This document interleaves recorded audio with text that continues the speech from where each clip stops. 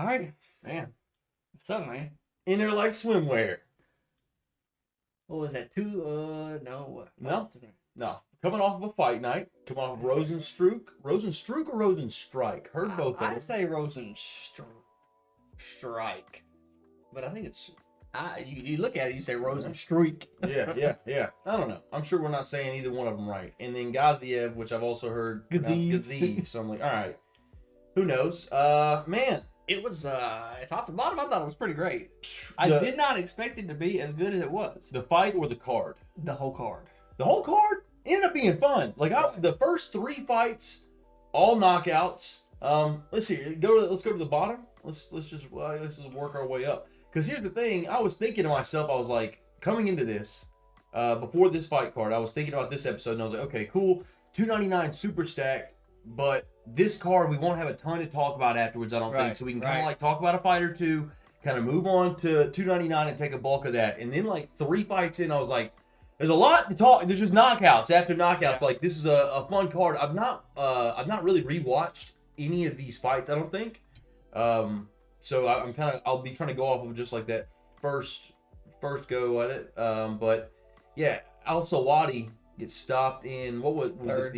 Third. He was the favorite, so you made a little bit of money off of betting on the other guy.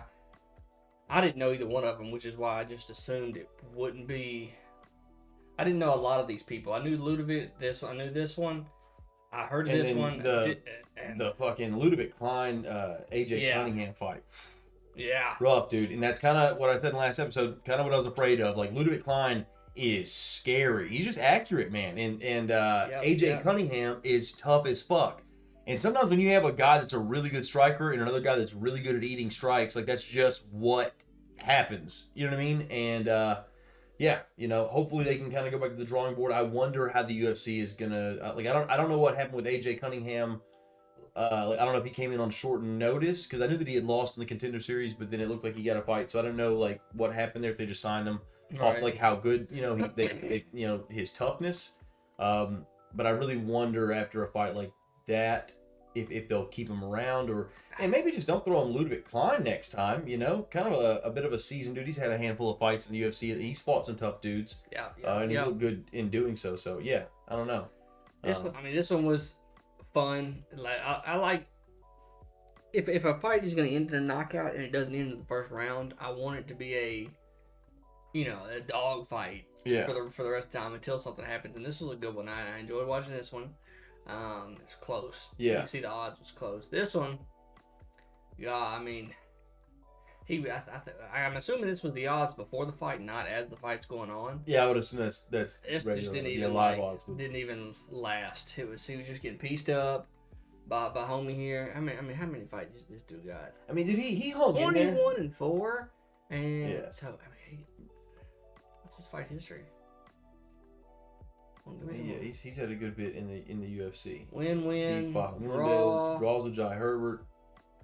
Win, lost to Nate. Nate the Train.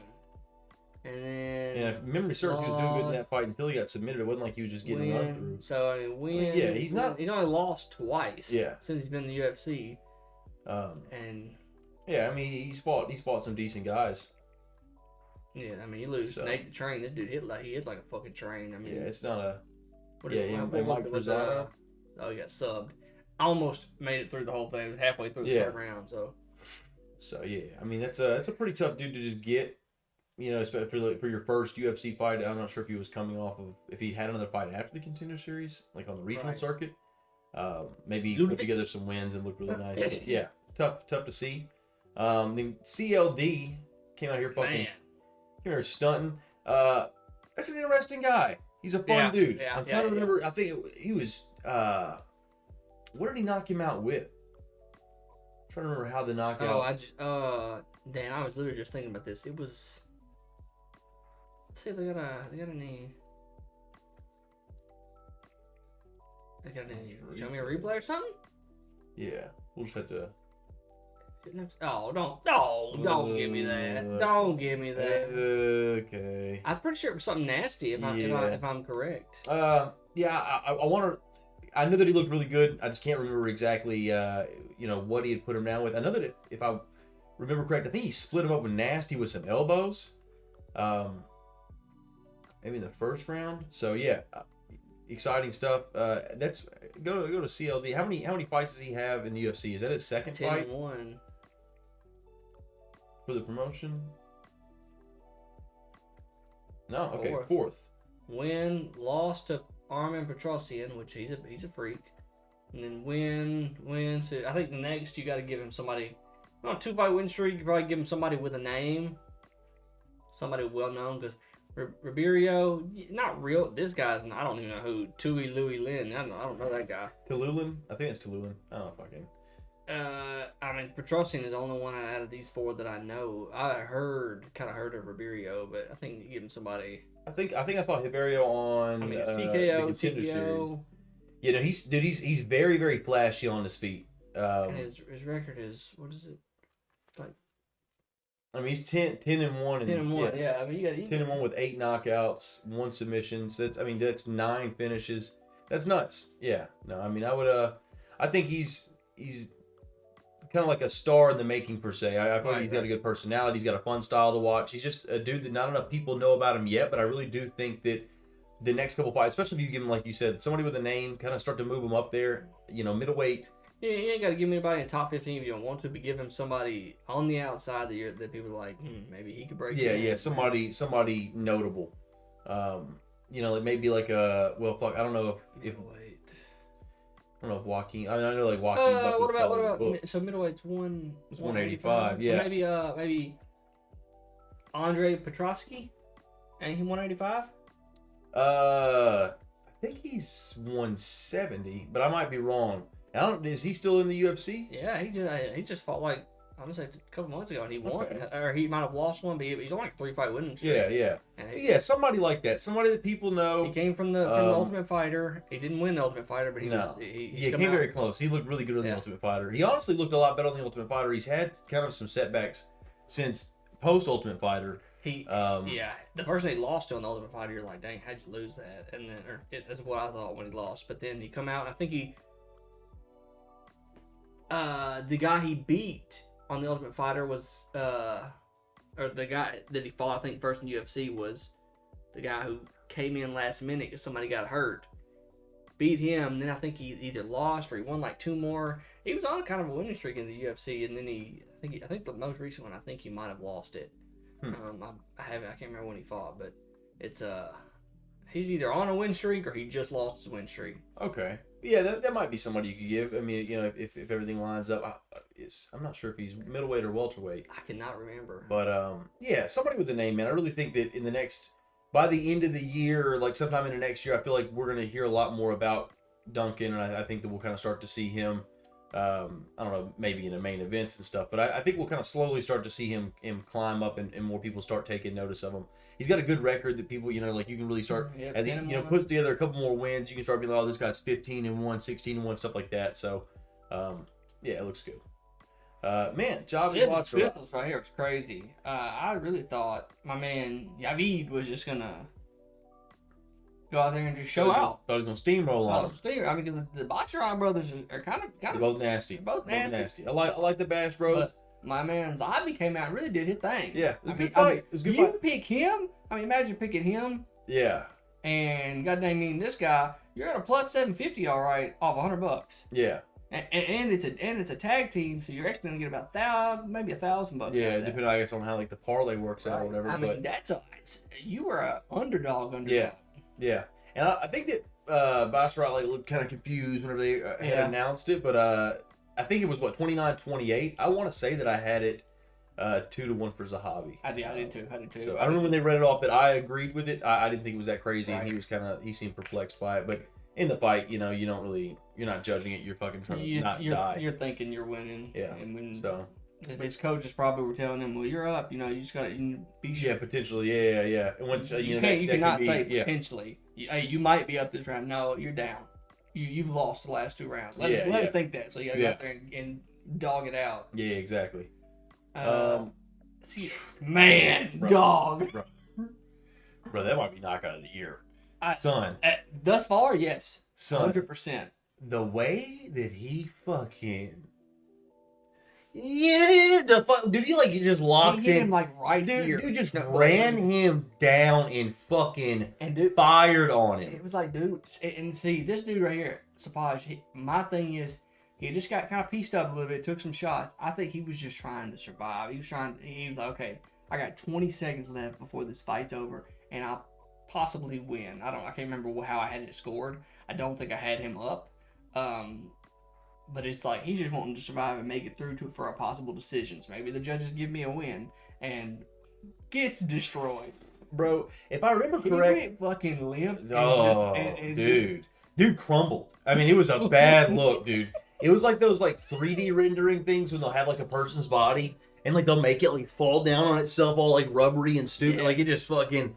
If I remember correctly, I think he might have won the first round, but I think he had started to gas out a bit.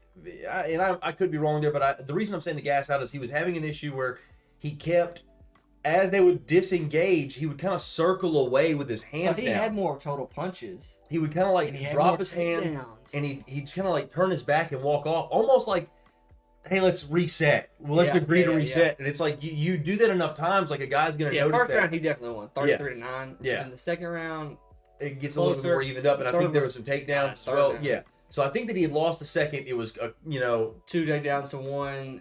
Yeah, I think first round. Yeah, first round he was doling out the fucking blows, but yeah, man, he just started walking off. Just got a little bit lazy, dude. And honestly, he was still so fucking far away that he should have been able to like almost catch that. You're like, y'all are a good distance. Sometimes the dude gets a little lazy, and you throw a kick from standing right there. It's a little different, dude. He charged at him. He charged and just blasted him with that knee. He just wasn't. He just caught him lacking, dude. Caught him just not really paying attention. Think he got comfortable. You could have gave this dude the fight of the night and performance of the night. So they gave him those two. Is that the two? Oh damn! So they got. So my man got 100 G's. He should have gotten knocked out of the night. Well, so they don't do. They used to do sub of the night, KO of the night, fight of the night, and then I guess they got away from the knockout of the night, submission of the night because maybe there wasn't always one or the other. So now they just do performance of the night. They'll do like 2 or 3. So I'm assuming and then this means he got both of them, right? Yeah, well, so the performance tonight would be like a knockout, a submission, or you could just beat the fuck out of somebody in a decision. Now it's a more vague thing. So yeah, no, he gets both of those. So this man just got 100,000. Yeah, so Stapai, he'll get the extra 50 G's from fight of the night. Clearly won't get anything off performance. But yeah, Vinicius will get 100,000 on top of whatever he was going to get paid. 6,000. Which I would say it was not 100,000. So oh my god, bro. And dude, that makes me so fucking happy for that guy. Yeah. You know what I mean? You got to think like early on in the UFC. You're a young cat. You're coming out of Brazil, just like trying to make a name for yourself out of a ton of Oliveras in the sea, and to fucking get 100 G's, man. Yeah, fuck yeah, dude. That's good. That's good. I'll tell you what, talking about how low his pay is, just because we don't know. I actually watched a clip earlier about Logan Paul and his show, his podcast Impulsive, and Jake Paul asked him, "So do you not think that fighters don't get paid enough?" And his answer was absolutely so great. Jake Paul is going to say, well, they don't get paid enough. UFC doesn't pay their fighters. No, you're paying them $3,000 to come fight or whatever. Yeah. Logan was like, I do not know enough, nor do I think that I have accurate information to answer that question and for it to make a difference and mean anything. So I basically can't say anything. Yeah. And then of course Mike, his co-host, was like, "Oh, so you're just wussing out." He was like, yeah. "I mean, I don't know what they make, brother. I can't tell you." Honestly, I mean, I commend the dude for doing that because, like, your brother hates him. You should just probably agree, but most dudes would do that. But also his boss now is on the board. The Rock. Who's boss? Logan Paul, because he signed to WWE. Oh fuck yeah! I forgot that he was doing the WWE thing. So I wonder if he was trying to talk nice about it with that because he didn't want to like make TKO. The Rock already don't like him because I don't know, some shit that happened in the past apparently. Yeah. But he's trying to get back on the good side of everybody. Yeah. You don't want to get like booked real bad. The Rock's like, hey, he's gonna lose all his next match. Yeah. That's the tough part about the fucking scripted thing. You be the toughest guy there, and they're just like, you lose. So yeah, I don't know. Whatever. I don't really have a ton of information on fighter pay. Could they be paid more? I mean, absolutely, because UFC's making. I think it's not really an issue of like how much money, because people will be like, "What you wouldn't take $30,000 to go fucking fight for a couple minutes?" And I'm like, yeah, that seems like a pretty sweet gig, I guess. But also like, if I found out that there's a dude in the back that made just like $1 million off of it, and I'm only getting $30,000, it feels like, hey. soaked in should be flipped around. I think you ought to have to. I think that should go based off of.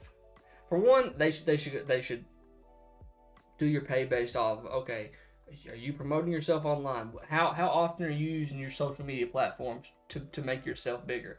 Conor McGregor's got millions upon millions of followers. Yeah. You're obviously going to pay him because he's going to bring millions and millions of eyes to you and to watch. But then if you're winning, I think they should base it off of how many have you won. Are you going in there and you're just winning decision? Or are you going out there and fighting? You're getting knockouts, you're getting submissions. Yeah. Like that. I mean, I don't think starting out you should pay me $6,000 to fight somebody. Absolutely not. Because what if I only get one fight a year? Yeah, exactly. Yeah, that sucks. I mean, you give somebody 30. I think 30 could be a baseline. And I don't even know what the low end is. Like, I've not really done a ton of looking into it. I've seen 6. You've seen 6? I've seen 6 on some on some like first timers. Oh, yeah, I've seen stuff like 10 and 10 or like 15 and 15. I think like a 6 and 6. I think because they'll do the win bonus. They'll do like a thing where it's like you'll get 15 is guaranteed, and if you win, you get another 15 type shit. Yeah, that's why like when dudes get robbed on a decision, they're like, dude, you just caught me like 50% of my money. That's crazy. But I've seen I'm pretty sure, and this is about a 92% me rethinking. I mean, that I have seen, because I don't want to say I'm 50-50. I'm about 92% sure I've seen when somebody on Twitter posts out this is the fighter payouts, roughly, like, and when it says roughly, like, we don't know what their pay-per-view was, but it's like all the other fighters, this is what we have gathered they made. Yeah. It was like 6 and 6, show and win. Like, okay, 12,000. If you're going to give me a fight in 3 months, maybe. But am I guaranteed a fight in 3 months? No, I'm not even guaranteed the fight. That's what makes it such a weird thing with the win bonuses. And then it doesn't matter if you don't take any damage. Okay, I could fight next week if I wanted to, or next month or in 2 weeks.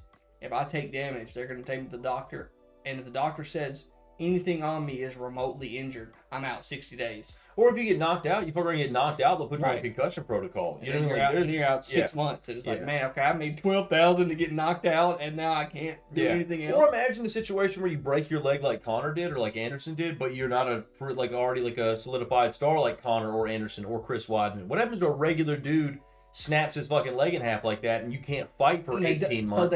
You probably don't have a regular job. You might have a regular job. Thinking about that, I could think, boy, you gonna show up to your regular job and be like, oh, I broke my leg doing my fighting side job that you guys probably already don't kind of like. It just seems shitty because there's no healthcare behind it. So like, I don't think. No, I think they said that there is, in terms of like the UFC will pay for your stuff. They'll pay for your medical bills and stuff, and I'm assuming they probably have something in the place that is like an insurance. You can go get a. Kind of like a short-term disability. I got hurt and I can't work. They'll pay me 60% of what I was making or whatever it is. You know what I'm saying? You mean like within the UFC or at a regular job? Maybe. I would think that the UFC has something like that in place. Because to my understanding, I think that they are contractors, so I don't think they have anything like that. I think it's just crazy that if they'll pay for their health needs, they'll pay for them to have surgery, they'll pay for them to get the medicine they need, but they don't have like actual health care like you pay month to month. Yeah, so I don't know if it's like a thing where like Dana, but I don't even know if they're paying for the surgeries or if they just like put you in contact with a surgeon and like you still gotta pay for. I don't know. I thought when I watched an interview between some kind of a pretty big star, like not a Conor McGregor star, but like a mid-tier star, that they were like, when the UFC paid for me to have my surgery, they paid for it. Okay.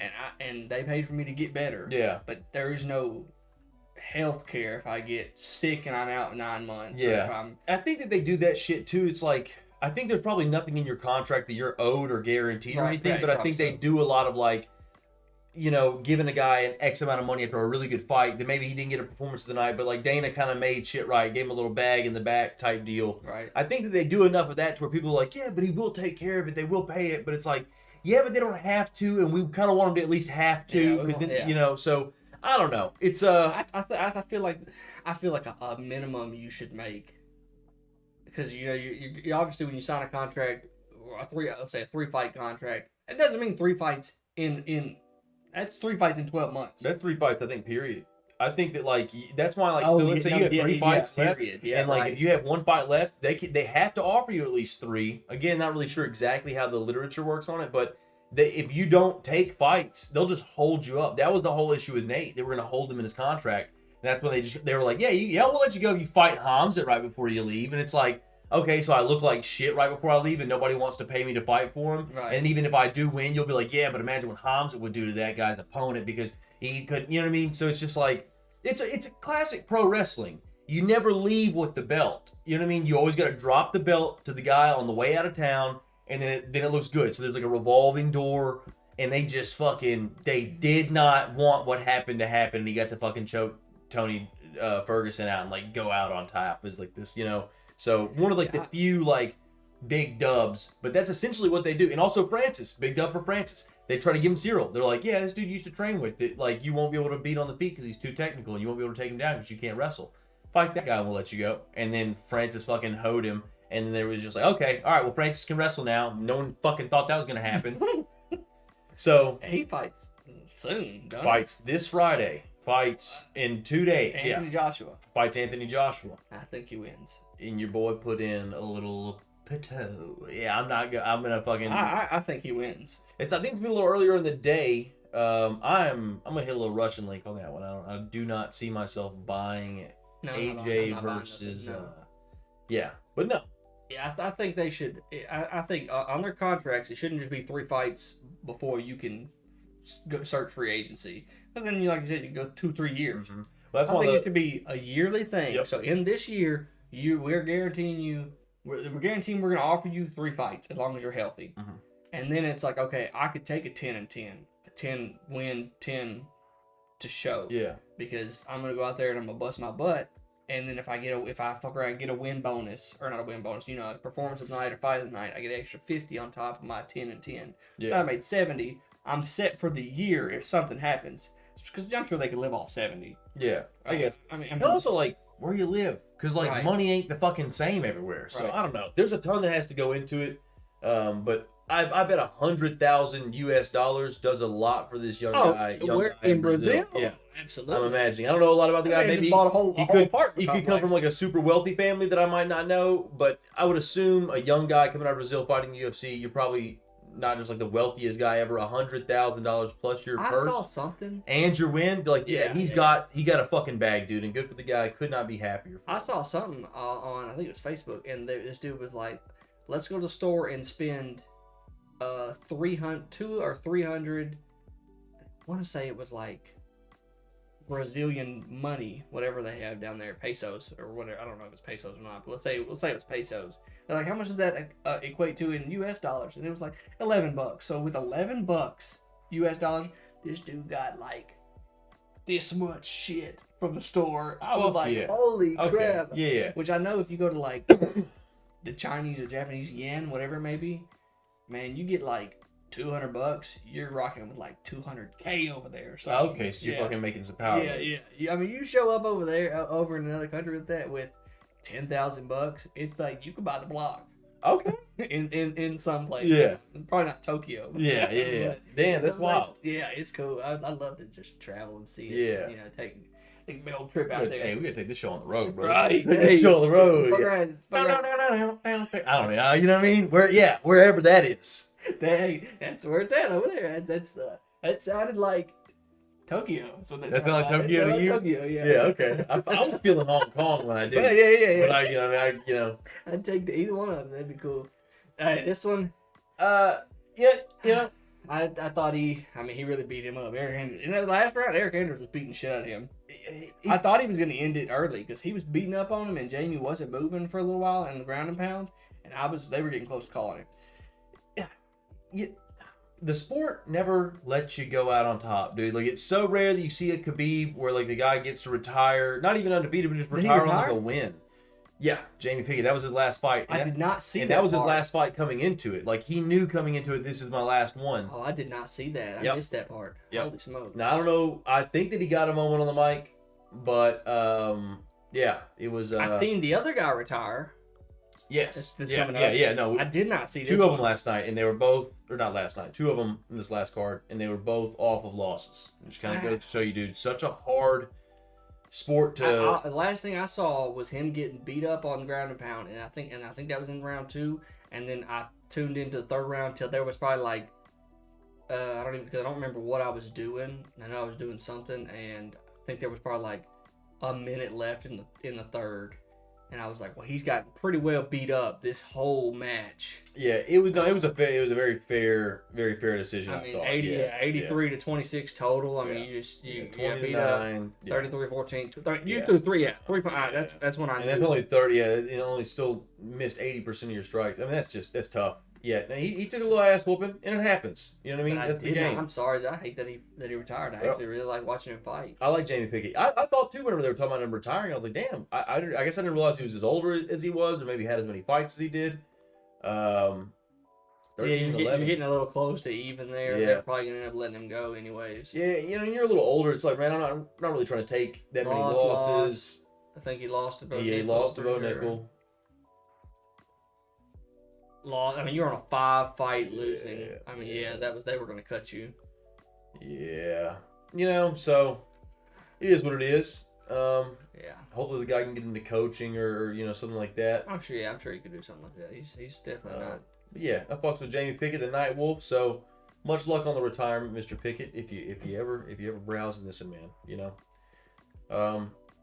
And then we get in the main card. Man, this one right here, dog. So, dude, if the knee didn't exist, this is knockout of the night so easily. Right. Because Steve Erceg. Man. And fucking. So, I had never even watched this dude. I don't remember ever watching him. I probably have seen him. He come out, and Matt looked so... I'm going to say he did not look aggressive. He looked way more timid in this fight. He's usually a little more aggressive, a little more movement in him, dodgy. This dude come out and was just fucking lopping him. I mean, I was like, bro, what is going on here? Heavy-handed. I thought that was in the first round, but I guess it was just at the very beginning of the second. Yeah, it was, yeah. So, what were the stats on it? Because I thought that Erceg won the first round. He did. I thought he won. So it was 20. I mean, it was. Yeah, I guess it close enough. It was close, but I thought he was causing more damage. Yeah. And man, 2-2 in the second one did it for him.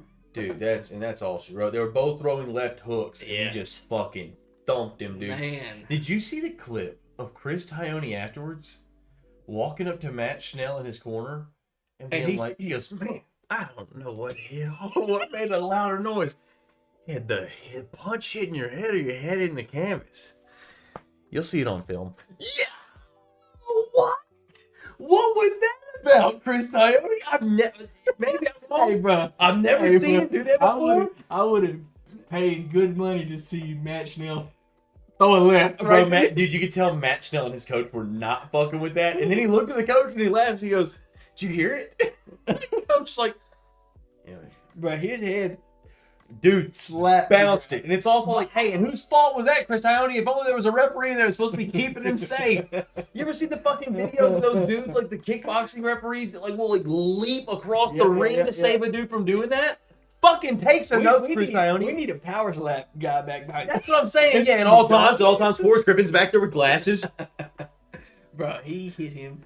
I didn't. So whenever he hit him, I didn't hear the Chris Tione part until afterwards, like on Twitter. I wanted to see what I didn't see it live. I wanted to see what Twitter had to say about the knockout. Because I was like, man, I wonder what people are saying. That was crazy. And it was like, listen to Chris. And I was like, damn, I fucking missed this. And I was like, bro, he's wrong for that. That was dirty, bro. Stood up here doing a left hook. That was personal. You know what I mean? Matt Schnell definitely didn't sign something for him like a couple of years ago or something. I don't know, dude. He wasn't fucking with Matt Schnell at that moment. Jeez, dude. It was crazy. Steve Erceg, dude. He'll probably get a top 5 next. I want to say he called out Brandon Moreno. Am I tripping? Or was that the dude that called Moreno out? I think he said Moreno didn't look that great in his last one. Moreno didn't. I might be wrong. Nonetheless, dude, I'm fucking there for that. You put those guys in the main event of a fight night or something, Brandon Moreno and Steve Erceg. I don't think you can give him Brandon Moreno because Brandon is on a loss. You got to give him somebody that's on a win. Yeah, but Brandon's a fucking former champ. This is kind of the time you give him, because let's go to the rankings. He'll take maybe take 9. Depending on on how that shit moves around. But Brandon Moreno, Amir Al-Bazdi. So he went down to Steve Erceg. Oh, so they've already moved around. So Steve's number 10 now. But he should have got number 9. I could see you putting Tim over. Well, Matt Snell was number 9. Yeah, where do they stack that out? That Tim Elliott's over. Okay, well, yeah, it was, and I feel like some of these people are booked. Some of these people just fought though because Perez fought last night. He fought Makayev. Yeah. Honestly, dude, fuck. Because they're wanting to talk about give him one of them 3. Boom, boom, boom. One of them 3. Who's booked though? Manel Kopp's booked, isn't he? Because I feel like he had a fight that fell through. He won in September, so he does not have a fight. You can give him a fight. Not booked right now. No. Okay. You give him a. I'm not mad. What about Mateo? I don't know if I know this dude. Mateus Nicolau. Oh, I do know him. Yeah. If he have a fight, Royval beat him. You could give him. That was in April. This dude ain't fought in a while. Yeah, it's been a year. You could let him fucking fight. And Kai Car France. He lost. So you could give him either one of them. Honestly, yeah. Hey, dude, Kai Car France, I'd be excited to see that. Yeah. So depending on if any of those guys are injured, Nicolau not fighting in damn near a year, he might be. All 3 of them. September. Any of those guys for sure. Because right now, Amiral. He should be the one fighting for the belt next. I guess so. It feels weird to he was gonna have. He just fought. Because Amir was supposed to fight Moreno. Yeah. In that last fight to kind of see who gets the next crack. So. I don't know. I feel like Brandon Royval needs to fight somebody again before he would get a title shot. He just lost again. Yeah. So I feel like maybe Brandon. So what do you do? Amir Albazi and Brand? No, dude. So yeah, it does feel like you'll kind of have to jump Amir up. Go to Amir, who is the last person to beat Kai Car France. Yep. Who did he beat before that? Is that the main? Costa. Yeah, man. That feels like that's kind of rushed, right? I mean, there's been worse title shots given, but it feels like a win over Moreno would have really given him what he needed. What is that, a 5? 1, 2, 3, 4. It's a 5-fight win streak. That's fair. What's his overall record? 17-1. Yeah. I mean, if that's the main event, dude, that's not gonna do numbers at all. Well, at Pantoja versus Yeah, because I want to say they're talking about doing that for 301. In Brazil. I mean, it'll do numbers in Brazil then. The gate will. I just don't know if pay-per-view-wise we're going to buy. I'm not a big fan of watching Pantoja fight. I like Pantoja. Him and he gets in these blood and guts wars. His last fight against Royval wasn't the most exciting fight. I didn't feel like. And I didn't like it. I didn't think he won against. You think he beat Brandon? Yeah. I don't remember how I had the fight scored. I don't recall having a big issue with his win though. Then he cut that dope ass promo afterwards about his dad. Yeah, the promo. Cool. Do you know me now? Or am I good enough now? And I was like, all right, bro, hey, you got me shedding thug tears, bro. I'm in an Airbnb crying right now, bro. Chill. I'm in Memphis. They're gonna see me crying outside. They're gonna rob me, dude. But I gotta bro, we didn't know his dad, bro. Yeah, so he's good enough now. And then I thought, give my fucking money. So, yeah, I don't know. Yeah. It feels a bit rushed, but I guess you could go 5-fight, 17-1. I mean, unless my man here calls out somebody else, that's the only person I think you can let. Cause he beat him already. He's number 4. Them 2 just fought. In that case, man, you go Brandon Royval, because we'll get to Muhammad Makayev here in a second, but it feels like he probably needs another dub. Yeah. Because people are already trying to push him up there, but there's just kind of you gotta let him. So I think you take Brandon Royval, Brandon Moreno, and really either of them could fight Muhammad Makayev and or Steve Erceg. You kind of swap that out however you want. But I think those are 2 guys that are kind of coming up versus 2 guys that have kind of been hanging out at the very top, top 5 for a minute. So see if they can kind of break over. But dude, I'm all here for Steve Erceg versus Brandon Moreno. Throwing left hooks with that kind of power, because especially with Brandon didn't look that great in his last fight. So that makes me think that his next fight he's going to come out here with something to prove. So he comes out here and proves some shit against Steve Erceg. That would be a fun one. Yeah. I'd be very excited. Absolutely. Next one. I mean, Umar took a lick. He did take a lick in that first one. Yeah. A weird shot, kind of grazed the side of his head, kind of clipped his temple. That's how the Nurmagomedovs are. The Dagestan. They'll take it'll be like a weird shot, and it'll hurt him. But then they'll take one straight. Yeah, you can fucking hit that guy with a sledgehammer, and he's gonna do whatever. But yeah, and then afterwards, he did not take any more licks at all. He pretty much just beat the shit out of Bexot, who, if was this his first fight in the UFC?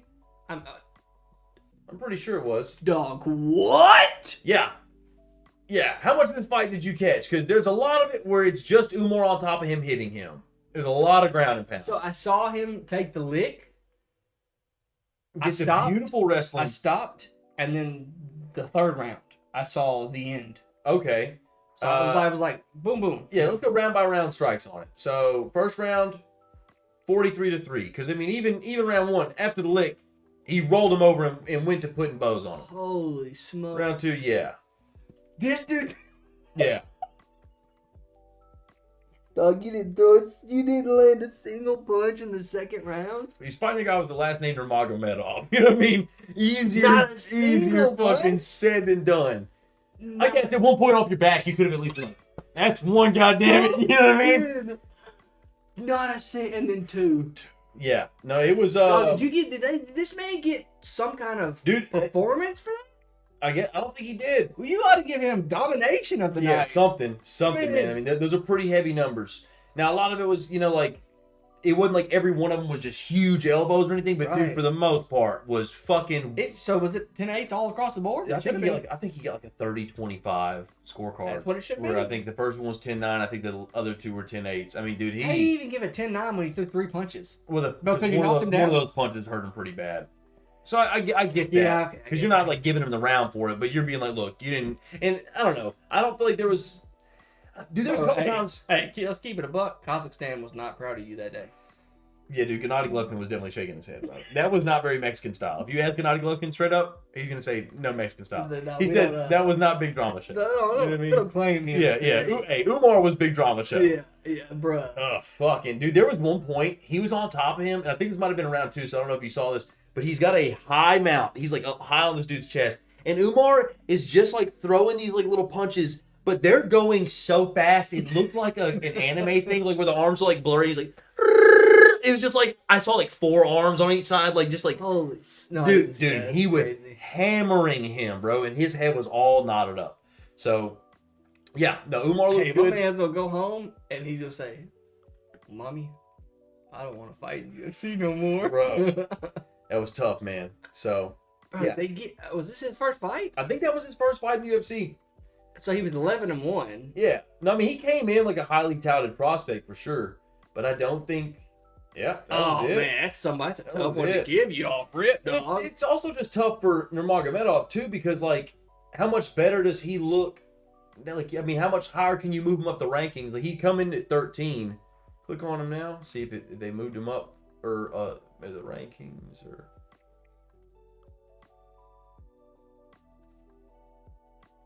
I mean, he went up 2. He went up 3. He's at 10. Okay. I guess just, like, by... And go ahead and knock him on out of there. By, I guess, like, how dominant it was. I guess it makes sense. The people that he moved up above. So, yeah, dude, I mean, at this point, like, we got to start seeing... I got to see him in there with somebody. Yeah, actually, let me go back to that. Think about it now. Come on, you cuck. Come on, now. I mean, okay, Umar, you got to give him something like Piotr Yan, dog. I'm at the very least, I'm down to see some Rob Font action. Is Rob Font booked? Because that makes me fucking... No, I think he just beat somebody. And he just got beat by Figueiredo. Just lost to Figgy. Did not look good. No. If I'm not mistaken. Yeah, dude, give him Rob Font. I don't think Figgy's booked up. That's in the top 10. Yeah, Figgy's booked up against Cody. Figgy's fighting Cody. Song Yudong's booked up. Henry's gonna probably be going down to flyweight. It's gotta be Piotr. No, Piotr's who's going to flyweight? I think Henry will probably be going back down to flyweight because he came out of retirement. So I'm wondering if he's planning on going back down to 25 to do something. And he didn't say he was. Yeah, no, yeah, Piotr. He's fighting Song. He's fighting this weekend. Oh. Yeah, it's at 299. So yeah, Piotr Jan's booked. Oh, God dang, you gotta give him Corey Sandhagen then. Is the Sandman booked? What I thought the Sandman's got to fight. He beat Rob Font in Nashville. Not a great fight. August 5th. No, you give Umar. Corey Sandhagen. I'll tell you, Corey would take that because it's a Nurmagomedov and his record's so good and he's scary. Yeah, Corey would take that to give himself a title shot. Yeah, that'd be a very fun fight. I think Corey would lose that too. I think that if Corey gets real comfortable off fighting off of his back like he has in the past when he's gotten taken down and he like looks too long for like sweeps and subs. The thing that would worry me is because when Aljamain took his back and just held him there, he couldn't get up. Granted, and Aljamain was just sitting there on him. That's a tough dude to get off of your back. I thought Corey should have won that. They shouldn't have gave it to Aljamain because he was just sitting there. There was no punches being thrown. He was just backpacking. If Umar gets on your back, he's finna beat the absolute dog out of you. Yeah, dude. Umar. Yeah. Now, Aljo, dude, when Aljo's on your back, that's like one of the worst guys to have back there because he's got such good control. I don't really know if Umar on your back is not much funner. I don't know. I would want Corey to win it. I like Corey a lot. I like Umar too. I have nothing against him. I like Corey and I want to see him like win the big one. That's like one of my favorite fighters to watch fight. Yeah, he's exciting. And I like how his mind works about the fight, the way that he looks at stuff.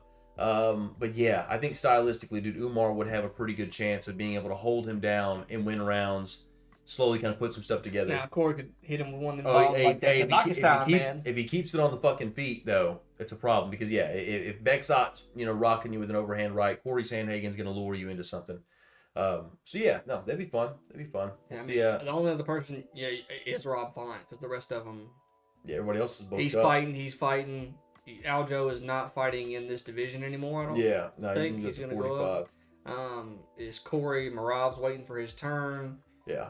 Davidson's fixing to fight. So, the only other person you can give him is Rob Font. So between Rob Font and Corey Sandhagen. Yeah, and we can't be fighting anybody else unranked. And I don't think you should give him Rob Font. Rob Font's done lost 2 in a row. Yeah, I don't think that would really serve him that much because he beats Rob Font. The people are going to. He gets one. He goes up one spot. Yeah. Corey. Corey would be the one. Yeah, Corey would be the one to make. Okay. Let's go back. Makayev. He could not do what he did against everybody. He was getting some takedowns. He was getting takedowns, but it was not as easy as it was against that last guy. Who was his last fight? Tim Elliott? I think so. It was either Tim Elliott or it was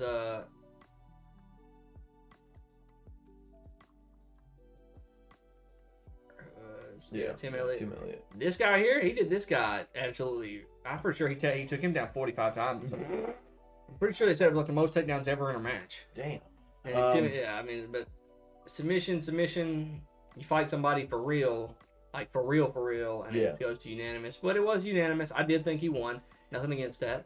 No, it was a good performance. It's just, he's stuck in one of those spots where like he's so good and there's so much like buzz behind him. But then when you watch him fight, there's not like he's taking dude down. He's controlling him. 20 takedowns and landed 3 of them. Yeah. But he's not like putting a big stamp. And I don't know. I think the second round, I honestly gave the second round to Perez because he had double the amount of punches. He did have a takedown, but and then the third round was so close, but I thought the takedown did it for him. So I thought it was unanimous that it should have been a 2-1 2-1. First round, obviously 32 plus a takedown. You had more strikes. See, it just feels like there's never a bunch of like steam on some of his ground and pound or like really, really close submission attempt. I mean, like he is subbing dudes, but I don't know. It just feels like with all these wins and the amount of like acclaim there is behind him, he should be a little easier to push. But it feels like he's still a couple fights away. He needs to fight somebody like a Brandon Royval, like a Brandon Moreno, somebody to kind of like be like, where is he against? Give him somebody that throws hard, that has been in the title, but not the title. You can't. I don't think give him the title. Give him somebody that's at least fought for the title. Yeah, it's somebody that can like not necessarily get him into a dogfight, but can almost kind of like pull him more so into that kind of a. Yeah. He's taught. I mean, it's got to be somebody. He's gonna have to wait. I'm pretty sure because everybody else is fighting or has fought. Well, I mean, you got Moreno and you got Royval, and they both seem to be kind of freed up now. Yeah, but I mean, so either way, he's gonna have to wait 3 months or so. Probably so, but I mean, he just fought, so he's not gonna want to turn around and just fight. Hey, he's willing to though. Yeah, dude said he's willing to whenever. I mean, I'm happy for him. I like him a lot. I like the way he talks and the way he carries himself. He's a fun character, but yeah, I do want to start seeing him against. I mean, Alex Perez is not a pushover, but yeah, I do want to see more of like a Brandon Royval, a Brandon Moreno, somebody in the top 5, and kind of see sink or swim how that goes. Yep.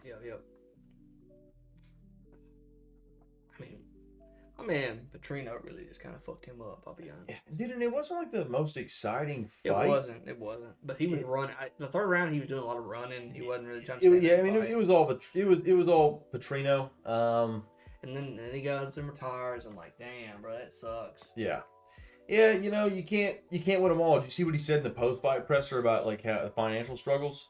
Yeah, he's like, man, between like the loss tonight and just like deductions and having to pay like my coaching staff, he's like, I'll probably have to rob somebody in the car park. What's crazy is I hear a lot of people talk about that, having to pay my coaches and stuff. Like, bruh, you got to work something out, dog. Why? How you getting screwed into paying these folks this much money? You know what I'm saying? Shit, they're training you, they're doing all this stuff, and I would assume you're probably not paying a monthly bill. I bet it's a thing where it's like, hey, I'll just pay you a percentage of my purse due to like when I get paid, so that way you don't get conned into like how much a coach really costs. Well, you got to think. Let's say you make. Well, fuck, I don't know what he's making for the fight, so I'd hate to speculate. But dude, if you're only making $50,000 for a fight and you got to pay, he might be. He might have been making that. Well, I would assume he's making more. I don't know. You know what I mean? But yeah, you have nutritionists you have to pay. You have like a personal trainer. Like, it's not one coach that's doing all of you. You have a strength and conditioning coach. You're gonna have a head coach at your gym. And the head coach might be like a grappling guy and a striking guy. I really feel like, okay, in my opinion, if you're gonna be a professional athlete like they are, somebody who's fighting and you're training every day, I'll be honest, I don't think you need a nutritionist unless you're needing to lose weight. If you're a big man trying to cut down to a lower weight, you're already at roughly the weight that you're gonna be at. You got to cut a little bit, but most people already have to cut a little bit. And granted, I haven't been in this position before, so I'm talking from just my perspective. Yeah. Strength and conditioning? Nope. That's gone. Don't need him. I'm not a fucking football player, dog. Fuck out of here, bro. Fucking football player. Go Phil DeRue's pissed right now. That big motherfucker. You need to work on the skills that you're not going in there lifting a 400-pound man up. I don't need strength and conditioning. Because when you're wrestling, you're already going to be gaining the strength you need in the fight. I'm not going to throw you over the top of the thing. I'm just keeping a buck with you. I don't need to be DC and pick you up and throw you over the top. I don't. Until you grab DC and he picks you up and throws you. You're like, fuck, I'm trying to cut some push-ups. I'm not ever going to fight DC. You know what I mean? So I think it's one of those things where like, it's just like old school boxing mentality was like, don't lift weights, kids. You gotta go out there, you gotta run, you gotta hit your back, I think you need to lift some weights. And then when dudes started like really like, I don't know when it was, but it was sometime in the 2000s. It feels like there was kind of like a shift over. You started seeing a lot more fighters like move away from the just long runs and just calisthenics. They started like lifting some weights and doing certain shit, and you started seeing dudes become a lot more physical and just like where it really becomes a big thing is in the clinch when you gotta wrap up with that motherfucker and he's just like full. Like Max Holloway is looking a lot better now. I'm seeing pictures of him moving up to 55. That's almost like the difference with like when you really have like a strength and conditioning coach to get you to a certain frame to be like the fullest you can be. So I don't know. I don't know how much all this stuff costs. And I'm just basing off of like, okay, because when I'm keeping up with the Razorbacks playing football, they fired their strength and conditioning coach because he did nothing for them. They got a different one, but again, that's the only time I ever hear about a strength and conditioning coach is in because them people, them guys on the front line need to be big as fuck.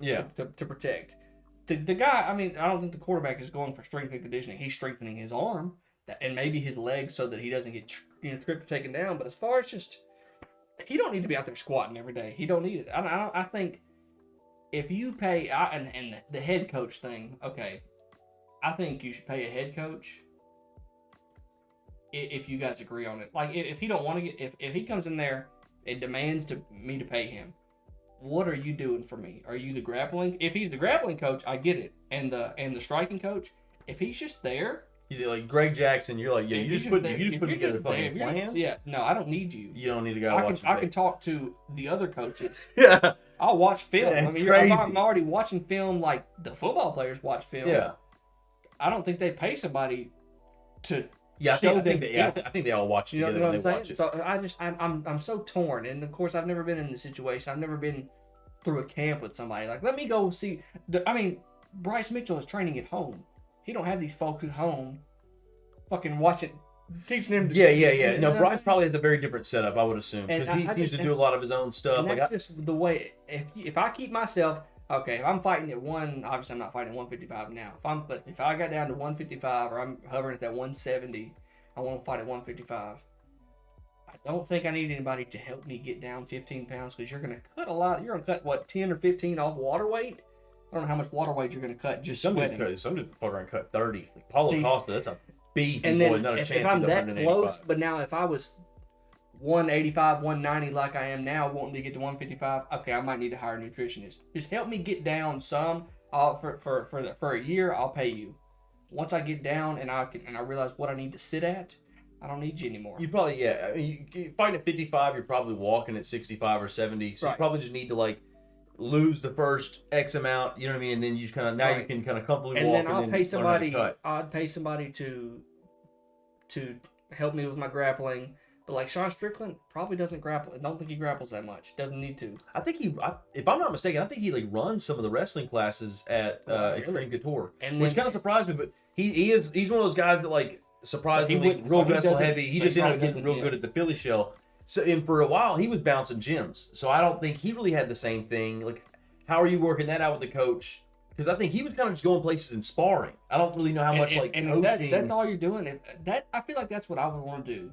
I just want to go spar. I mean, obviously I need somebody because I'm not a black belt. But once you hit a certain level of, I mean, what more are they going to show? I mean, obviously there's more that they can show you. I just think you need somebody there to try and beat. But even like a purple belt, you could be pretty serviceable within the UFC if for MMA purposes with a purple belt. I just need somebody there, one or two people. Like I'm not trying to pay all these people. And if it was me, I don't need. If I'm coaching somebody, I'll be. Oh, see now we're getting a little off topic. Because the way I see it is, if I go in, they're like, "Hey, would you come help me? Would you come help me train for this fight?" I'll be like, "Okay, hey, I can come on either after work or between work. I don't need you to pay me because I'm helping you out. Mm-hmm. If you want to pay me, cool. That's cool. Yeah, you know, just doing it for the love of the game at that point. Yeah, and then but now if I'm training a bunch of other people. And they're paying me again. You're gonna hook me up with other fighters who I can then charge. Me and you are buddies. If we're buddies like that, you know, if I was with Bryce Mitchell said, "Hey, come in. I need you to come in and just spar with me." And then after he fights, maybe Paulo Costa reaches out and say, "Hey, we noticed you're sparring with Bryce. Come spar with me." So that's how a lot of boxers will work. So you'll get paid. You'll get paid to come into training camps, and you'll kind of just come in.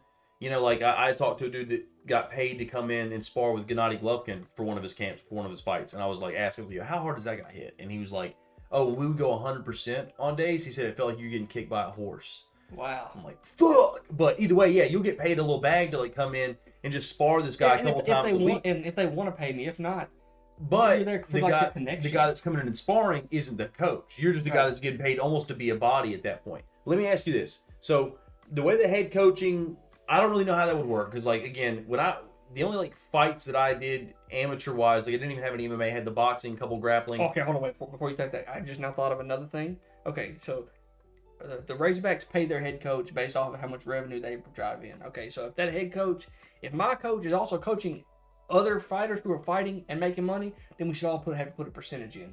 I think that's how it goes. I think that you just pay them a percentage of your. I shouldn't be like, hey, yeah, you owe me $7,000 this month. Hey, suck it.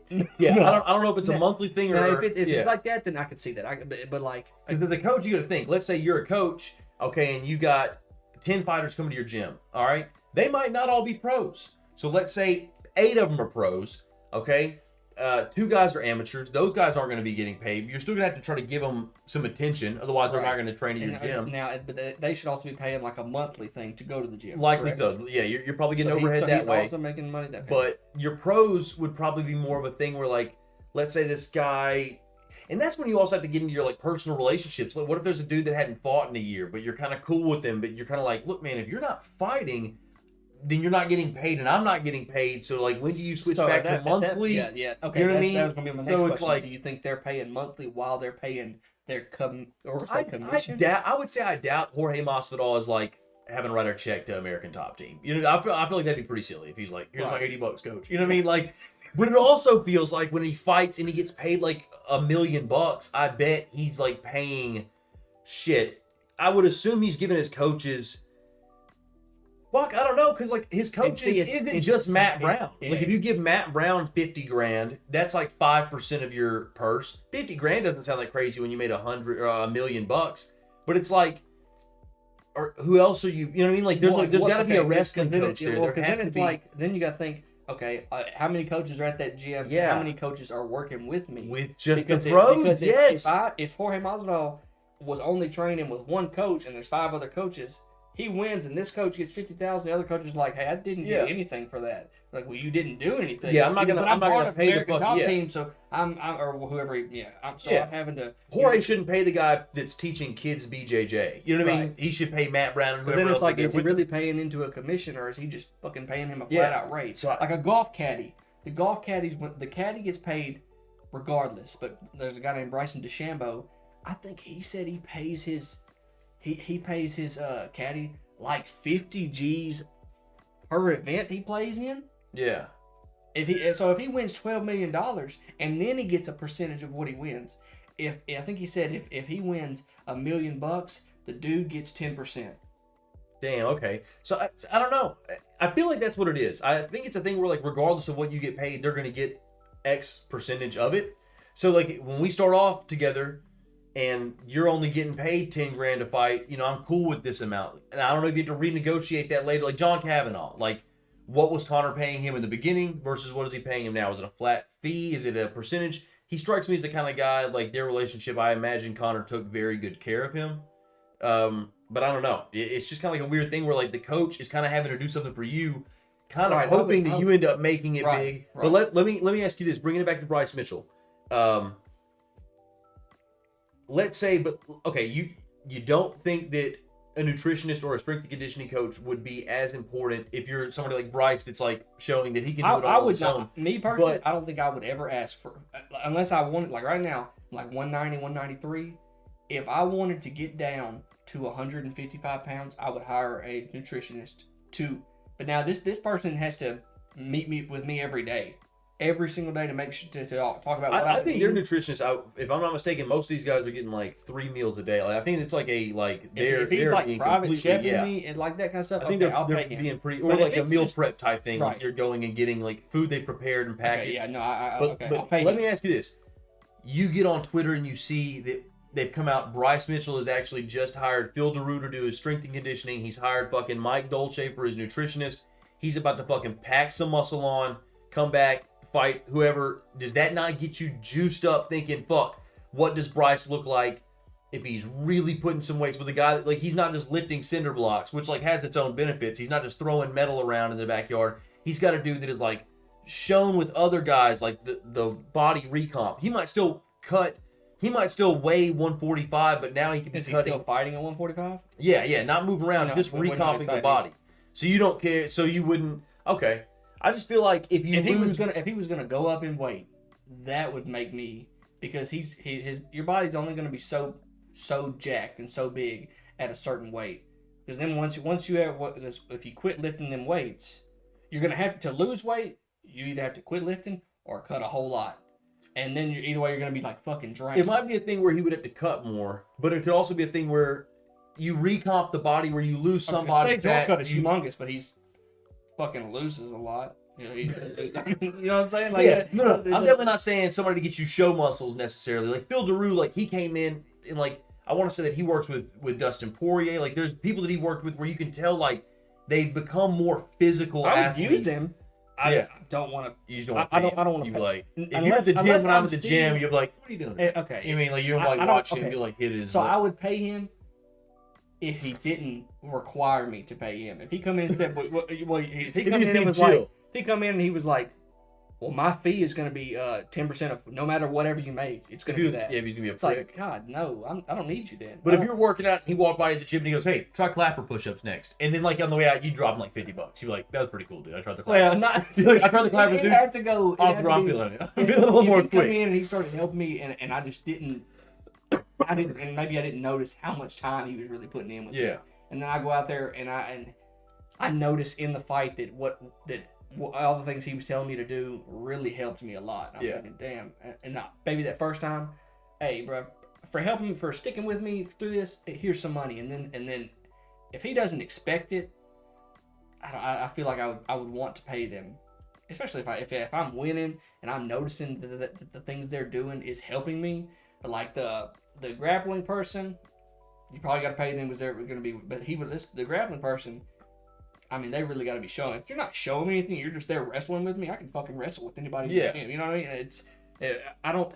I guess it's levels. If you wrestle with fucking me, it's gonna be a lot different than wrestling with Bryce Mitchell. You know what I mean? Like there's a difference of a level of instruction you're gonna be receiving. And if he's like teaching me, or if we're just wrestling and we're not saying anything, we're just hey, let's go again. Yeah, be weird. Yeah. Well, at that point, you just gotta not have a shitty coach. If you're in the UFC and like your dude's like just rolling. I guess I'm just different because after seeing how I probably am built different. In a weird way. He's like, I don't even need the fucking the conditioning because I'm built different. I don't want to. He's like, dude, you're the opposite of Max Holloway. You're like, I just want to spar, dude. Max is like, I'm actually done sparring. And you're like, did you really say he was done sparring? Yeah, a couple years ago, Max was like, yeah, I quit sparring. That's right, he did say. And he's like, now I'm just like, I feel better. And you're like, I just fucking. Well, if I'm gonna go out there and I'm gonna fight, I think.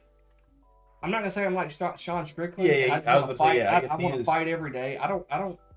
I guess I'm kind of more like Max Holloway. Once I get to a point and I've fought enough, I don't need to just keep fighting you in the gym. Yeah. Maybe for a warm-up. That's what people were saying. Like, DC was like, yo, guys, don't get it twisted. Just because Max says he doesn't spar anymore doesn't mean you guys can quit fucking sparring. He's like, you guys can't fight like Max Holloway fights. Like, that dude has sparred a lot. That's why he quit. I would want to do, maybe 3 times a week you spar. Those other 2 days, maybe I'm running. Maybe I'm lifting a little bit of weights or just grappling. But, like, just getting in there and sparring 3 times a week, I think that's what I would want to do. Yeah, getting some little drilling in. Yeah, I don't know, man. And like when I had trained, it was like it was just like a guy. You know what I mean? Like the coach was like, it was just Clint. Like for a minute we had a separate jiu-jitsu coach, but eventually that guy had moved to Texas because he had a job offer. So Clint became the jiu-jitsu coach as well because he was already training to become an instructor. But like we didn't have like a strength and conditioning dude. Like when I got ready for my boxing fight, nobody like wrote me up a fucking thing. I did it. You know what I mean? Like I was in the backyard doing like suicides and like jump roping, and that was, you know what I mean? So I put that shit together, and like I felt like I was probably in the best shape that I'd ever been in at that point. I was able to like get my weight down and shit. But again, I was like 17, like I wasn't like fighting for 50 grand on TV in some swim trunks. You know what I mean? Like, so I can see wanting to put more attention to it, but I guess it's one of those things where like, just, I don't know. I guess so after the first one, I would have to determine what do I need. Like for the first one, let me just get some things together. I'll pay the person that has been in there with me every day working, whether it be like, if I was working at Westside Rowley, and what's the other coach's name there? I think Coach Matt. One time when I was in high school, I shit on the floor in a stall because this kid he would get changed in there every day. When we were in the locker room, we noticed there was a kid that was changing in the stall every day, and I thought it'd be funny to shit in the floor of the stall when he wasn't in there. And then he came back, and he found the shit, and he came and found me, and he's like, Joseph, there's something you need to see.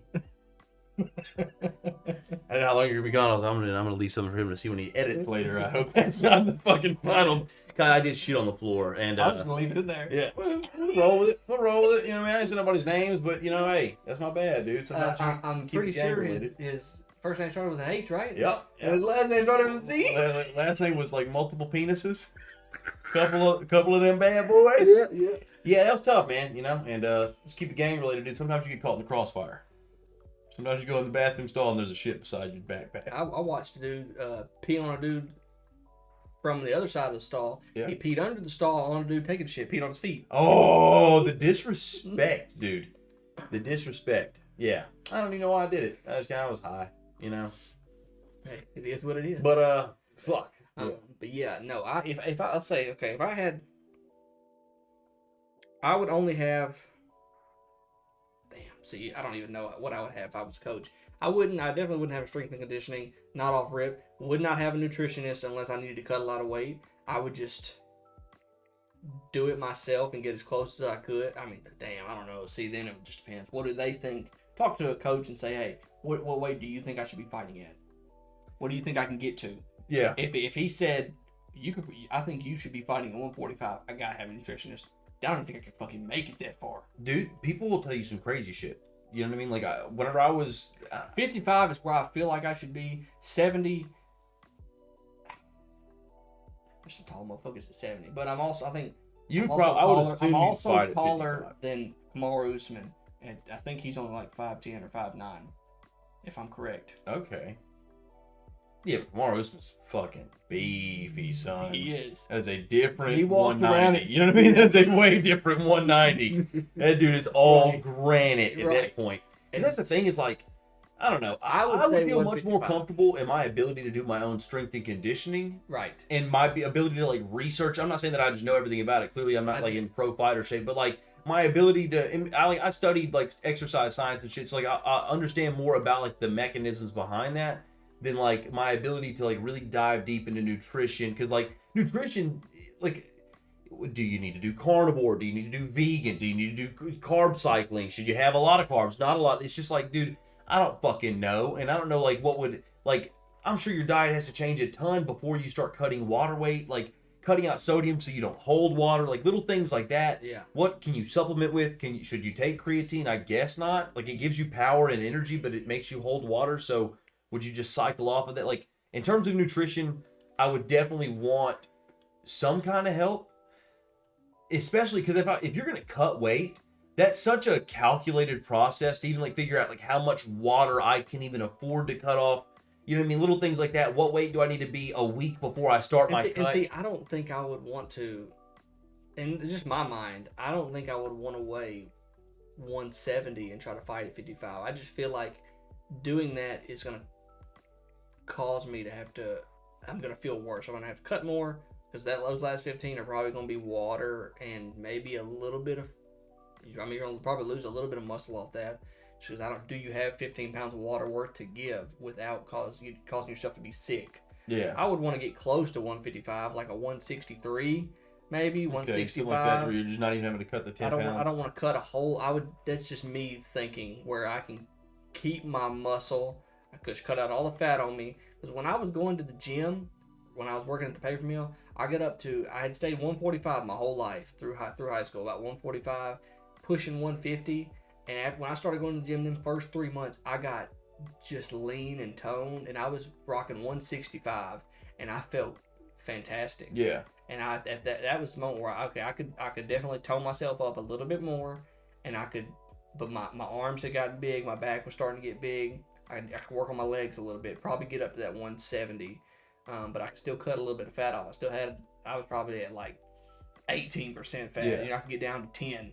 Or whatever, I don't know what some of these guys are sitting at, but probably like a what? Corey Sandhagen probably sitting at like 7. So these boys right here, not really a great example of that. But I would imagine Vitor Petrino, scrolling to that guy. Yeah, he's probably at a 7. 7 or 10. So I mean, I could have definitely lost some more. He's sub 10. And you really can't get much lower than like 5 or you'll like die. You know what I mean? I watched a bodybuilder. He said he was at 0.3. Man, your body has fat in like your organs need something. He was like, you couldn't even grab my skin. I was like, yeah, I looked just like like nerves. Yeah. Like, holy smokes. Jesus. He said it was the lowest he got to or something. It was some bodybuilder. Yeah. But yeah, I would try to get around. So I'd probably get a nutritionist or at least somebody, personal trainer who I can pay monthly to get me down close to that. And then I'm not paying somebody just to keep me. Once I do the meals once, you know what you're supposed to do. I would be okay. This is what I got to do. Like Patty, I honestly feel like I would want to do like Patty. This motherfucker Patty eats the shit out of stuff after he gets done, yeah, and then cuts it all off. Well, I bet he hires a nutritionist though to get him down. You would just hire a guy just one time every time. You like, all right, get me down, knock off some of these pounds. I'll pay you, and then fight. Time to go blow back up again. About to eat my food. Call the nutritionist in 6 months when I got another fight. I don't want to keep paying you. You know, I don't want to keep just to be around me when you're not doing a whole like you told me what I need to eat because I can eat the same fucking thing over and over again. Yeah. If you give me like 3 or 4 meals, you can kind of work with that. You give me what I'll cycle them around. You tell me what I gotta eat, what I can eat, what I need to not drink, what I need to not eat, and I'll stick to it. I'm not just gonna flip flop. And I don't want to pay a person to be around me unless you're my personal chef. Yeah. I'll pay you to be my personal chef. Then I ain't gotta worry about cooking shit. Yeah, exactly. Yeah, kind of a little more. But then other than that, probably the coach. But I would want the coach to be like, hey, like I would want the coach. I probably wouldn't get a coach that's like full-time coaching. Get somebody who's working and can just help me. Like he has another job. Yeah, so you're not wanting. You wouldn't do like a super. Not the first one. Not the first one. Because let's and maybe the agreement we make is, hey, if I win, I'll pay you. Or not if I win, but once we get through this, we'll see how much I've made. Because I'll keep you filled in on what they're making me, and I'll give you X amount for however much I'm making. Because I'm sure they sign their contract and it'd be like, hey, for the first one you're getting 10 if you just to show. So I tell him, hey, I'll give you $2,000 for coaching me, the first one, and then once we see what we're working with, and we can proceed next. I just feel like that's the way I'd go about it. And once we stack on a couple of them, then it's like, okay, I can do this without having to work anything else. I don't have to have a normal job, because if I just get $10,000, that ain't gonna last me very long. No, $10,000. So I mean, even if I got the show and the win, well, I've only made it through 6 months of the year, so I gotta make it to a second fight. Yeah. If I get hurt, I can't pay you again because you're not doing anything for me because I can't fight. So it's like that first one, it would be a tough one. It'd be a weird thing to try to like negotiate out. I need to do some more research into like how much a dude typically pays a head coach. Like look into some of that stuff. It'd be kind of cool to sit down and crunch it. I would love to be. I'd love to be a professional golfer. You can make a shitload of money, but if you don't make it to that, you play Thursday and Friday. If you make it into an event Thursday, Friday, Saturday, Sunday. If you don't perform well Thursday and Friday and don't make it to Saturday and Sunday, you don't get paid. Yeah. So you've just, and granted, if you make it to Thursday to Friday or to Saturday and Sunday, you're getting paid at least like $100,000 or like minimum 50 or something like that. I can't remember. It depends on what the payouts are, but you're at least making a year's worth of salary for a normal person. Yeah. And you're going to these events. If you're making it set to Saturday, this one, you're already definitely invited to a Saturday. Either next week or a couple more down. So you're guaranteed at least a shot. You're not guaranteed. If you get hurt, you're fucked. Yeah. No, it's definitely a very different. They don't offer you anything. You're fucked. Yeah. I mean, who knows how long they wait to offer you something. Yeah. It's like, okay, I'd love to be a caddy because a caddy's making, they're guaranteed money. Yeah. The only money they're not guaranteed is the commission if they win. If they don't win, I'm just not getting that huge chunk. I'm still getting paid to be a caddy. Yeah, you get a flat fee. And so it's like, okay, sick. Yeah. You give me $50,000 to be your caddy for a year, so that means for 6-7 months out of the year, I'm just having to carry your bag and give you pointers and tips. Yeah. Okay, so if I give a coach, and now if I was making $1 million a year, like making like Dustin Poirier, Conor McGregor, I would hire the coach and pay him $50,000 a year. That would be something I would do. Yeah. At that point, I'm making enough money where I can just, hey, I need you around all the time. I need you, but you got to be giving me some kind of worth. I mean, that's just a business perspective. If you're not providing me any worth, what do I have you? I'd imagine Kavanaugh's probably, he's got other fighters he's paying attention to, but when Conor's in the gym, I imagine he's probably mostly fucking following that one guy around. Yeah. You know what I mean? Yeah. And like the contracts and shit like that aren't uniform. Each fighter's they can do whatever they fucking want to do with their coach. So I'm sure there's some guys that probably do let me pay you a year in advance. Some dude's probably still on a monthly thing. Some of these UFC fighters are still working regular jobs too. You know what I mean? Like this isn't their full thing. There's a lot of guys that are fucking. And see, if I'm still working, I mean, hey, buddy, if I'm still working, you better still be working. But if I'm working, we're both in this. Yeah, because we're both living on a prayer. I can't fucking pay you. I still gotta go to damn Amazon and get paid. It's crazy. Yeah, and I imagine that there's a. If I got paid $100,000, I got performance of the night. plus, or let's say 50,000 for the performance of the night or whatever it may be, and then my win and show was 25 and 25, so I got paid $100,000. Hey, I'll give you 10, 15, 25, whatever, just for that fight. I would want to keep my bonus money. I feel like that would, you feel kind of shitty paying a percentage off the knockout. Yeah, no, come on. He's like, I showed you that kick, and you're like, dude, what the fuck? Come on, man. I'll give you my show money. It's a fucking round kick. You didn't make it up. You know what I mean? Like, come on now, act like the inventor. But fuck, man. Main event, dude. Not a ton. It wasn't, and dude, it was an audit. It feels like Shamil got fully audited. I thought he was gonna win, and then boom, it just kind of flipped.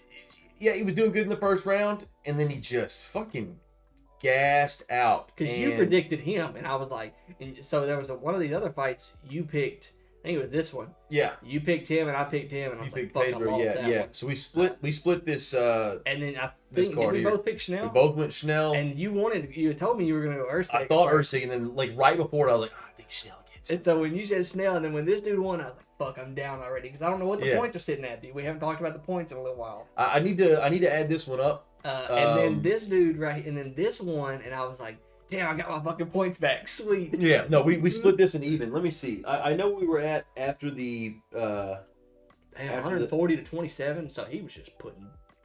Yeah, and he was just jabbing his fucking face off. See that one right and there? It just keeps getting, it gets worse from here. It only gets worse. Bro, dude. Yeah, he quit on the stool.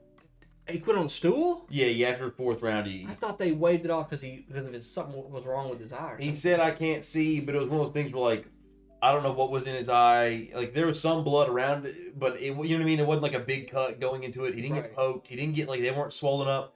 He looked fucking exhausted the whole time. He kept sticking his mouthpiece out, and dudes will start doing that because they're trying to open their mouth to breathe, and they're trying to get that mouthpiece out of the way because it's obstructing it. He had, like, a big double mouthpiece, it looked like. So he was, like, he got it knocked out of his mouth on the stool in between rounds. I couldn't understand what he was saying. He was speaking another language, but he just looked out of it. He looked... And I'm not trying to say the guy's a quitter. I mean, I'm sure you get fucking punched 150 times by Biggie Boy. It sucks. I'm not shitting on the guy, but it definitely, it looked like he just didn't want to be there for 5 more minutes. Right. And honestly, it's like, can you blame the guy? If you have no energy left, what are your chances of getting a knockout? If for 4 rounds, I threw, if round 2, 3, and 4, I threw it like a total of 10 punches. You landed a total of 10. Who knows how many you missed? You know what I mean? That's fucking sucks. And you're just getting stuck. You're just getting jabbed. And also, this Biggie Boy didn't even hit you really hard yet. You know? No. So you got to think, coming into this fifth, it's like, dude, if he sees that I'm tired,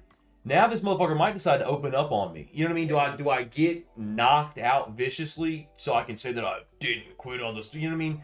Kind of, dude, save yourself some brain injury. Save the CTE for another day. Let me see what the scorecard was looking. The last one I got on here was 26-17, and I was in the lead. And I think that was coming off of. I think we split UFC Mexico, the same way that we split this one. I'll have to go back and double check and see when that 26-19 is. But what is happening right now is on the fight night cards, we are either splitting them dead even, or you're winning by like 1 to 3 points on a fight night card. And then we'll get to a main card. And you'll double me up. And I'll double up because I'll get like the main and co-main right, and we'll like split the rest of them. Right. But as a result of the double points, I'll get like 8 points on a fight, on like a pay-per-view. And I didn't even realize that on this one, that the one you picked right was the co-main until right now. Yeah. Fuck. I actually thought this dude was down here like one more. Yeah. And I was like, okay, I doubled. I got a little points back on it because I don't know what the points we smooth broke even. So I think that I'm still going to be riding like an 8-point lead. But going into 299, anybody's fucking game. God. And honestly, I gotta tell you, I will not. I mean, you might as well go ahead and pick Benoit because I'm picking Dustin. Yeah, I'm picking DPZ. I'm rocking with DP. I'm not gonna bet against that boy. Hey, when he gets that, when he starts pulling them shorts up, hey, young fella.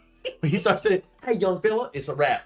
Yeah, I'm gonna rock with DP. He's right here. Yeah. It's kind of like, bro. Hey, the number one like emote when a dude did it, you were fucking. It was curtains for you. When that boy TJ Dillashaw, when it got sunny outside, son. Hey, I heard somebody describe it. They were talking about Prime TJ the other day, and they used a word to describe it. They said, dude, Prime TJ was a fucking operator. And I'm like, dude, what a cold way to put it. Because goddamn it was, them motherfuckers was operating.